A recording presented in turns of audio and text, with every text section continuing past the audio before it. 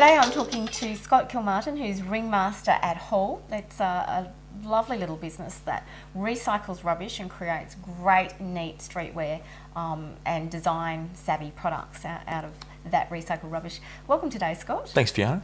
You have a fabulous icon that sits at the front of your brand, and for anyone that lives near your shop, he's a bit of a fixture. Do you want to tell me a bit about Gus the Boxer? Gus the Boxer. I was actually going to bring him today, but it was a bit of a hike down here. But so Gus has been around the business for a long time. He's gradually become the face of the business, and now it's got to the point where a joke with my accountant and I about you've got to bring out some products that dog can sell for you, is now evolved into a range of products. So Gus has a range of dog collars made out of the advertising billboards. He's about to bring out a new range of dog collars made out of the rubber printing blanket sleeves and some leads and a few other things as well. So he earns his keep, and it's interesting in terms of the way people do embrace a pet, not just people that are interested in pets and pet products, but there's a bit of cool factor around Gus. He's as a boxer, he's kind of mid-sized dog, so he's got a bit of stubborn personality about him as well. Tell me a bit about Gus and his role. So Gus is this thing that's kind of emerged as we were kind of phasing out of Urban Boomerang and becoming Hall. We knowing we're going more in the street design space and leaving, I guess, the kind of kitsch, more touristy style number plate products, becoming less and less of a focus of the business. So at this point in time, I got Gus. He was a baby. He would drive to work with me every day. We had a factory at that point, so he was in the factory with the guys and I'd kick the soccer ball around with him.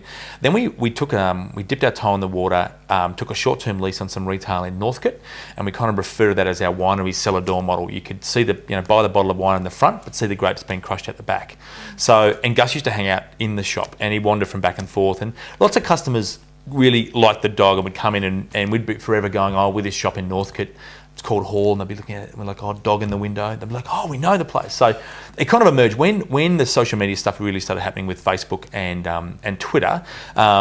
It really, we gave him his own personality online. So initially he had a regular page on Facebook and he had like 1,400 fans, and then Facebook killed off anyone that wasn't real. You had to be a person. They had all the problems with, they had 800 Justin Timberlake. So you had to prove you're a person. So basically then I was like, that's not really going to work. And we were dabbling with Twitter, but it was still pretty early days. Then Facebook came along and gave you pages that were a little bit more interactive. You could have status updates for a fan page and stuff. So, but it was really with Twitter where, we approached these little dog communities, people that were dog nutters. I'm a bit of a dog nutter as well. But he had a very different voice. I would talk about my Scott Kilmartin. Twitter would talk about entrepreneurial stuff and bits and behind the business. Hall one would be about brand and other brands in our space and products we were launching.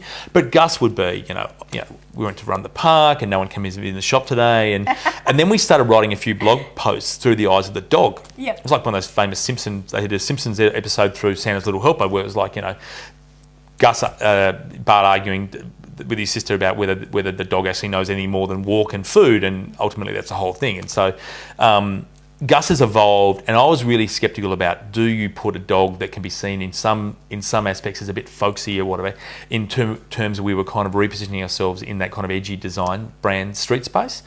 And I was very sceptical and was really slow about kind of even connecting Gus back to Hall, but it's really worked. And one of the reasons I was confident to do that was at that point in time we had our second retail store where we were getting a lot more traffic, and seeing the way the punters were interacting with Gus, it was like, yeah, it's going to work. And especially that kind of the young key dynamic that we were after, that were that, not necessarily young in age, but that kind of 25 through 40 age bracket that were kind of in that edgier inner city urban hipster kind of space, that were really kind of getting our stuff, and they were getting him aligned with our stuff as well. So I mean, from my point of view, I think he works really well because maybe he softens the hard edge of that demographic a little, but not so much that it's not kitschy. He's not kitschy. He's of interest. It captures your attention for a bit, and I think we all want to be taken away, in our day. It's a bit easy. I mean, especially now in that kind of design area we're in, sometimes it can be all about being the tragically hip. I mean, and so the dog does. You're right. It does break down some barriers. So, and it's fun and it's real. I mean, literally, people are like, does he really exist in the shop? I'm like, come in. He's there. Come to North Fitzroy. We're there. He'll probably be asleep in the windows. So it does work. Yeah, it's good. In terms of social media, how effective has that been for your brand, for your business? Would you ever be able to put a dollar number on it, or? Yeah, I mean, I guess we've followed the classic conundrum with we've been using Twitter now for about 18 months, and asking the ROI question is like, wow, we've invested lots of time. It's really difficult. Now we're starting to get more and more hard data about people that are coming to us from Twitter. But in early days, it was like, all this time we're investing. One, I kind of liked it. It was fun, but it was also a bit of a distraction. We're now getting real good feedback in terms of people buying online, as well as people going, they walk in the store, have you seen our stuff before? Haven't seen it, but heard about you guys on Twitter. So it's been really good for us. It's allowed us to play bigger than we are, especially in the US. We've had some good, one of the Mac Life magazine gave our laptop sleeves a 4-star rating earlier in the year, and that got us enormous amounts of attention. Done. And we were able to really give quick feedback or quick responses to that attention using Twitter. And again, it's tapping into a crowd that are using it already. If you were selling, I'm not sure, if you were selling tractors, maybe people aren't as online doing much, but if you're selling a computer accessory to people that are using computers in the online space, it's a bit of a no-brainer. So it's worked really well for us, and it's interesting seeing the explosion after Obama, Oprah, Ashton Kutcher, where it's now the PD thing, where it's, the numbers have gone ballistic, but still lots of people are just broadcasting with it as opposed to engaging. And for us, we haven't got huge numbers associated with it. We've got relatively big numbers, but they're not in the tens of thousands stuff. But people, it's a way of communicating back and forth. So we get we've run some competitions where we're trying to open a store in the city of Melbourne, and we couldn't find a great location that was a bit edgy and had some soul to it. It wasn't just glass and aluminium. And so we literally ran this town hall competition. We're gonna call that store Town Hall as a bit of a wordplay.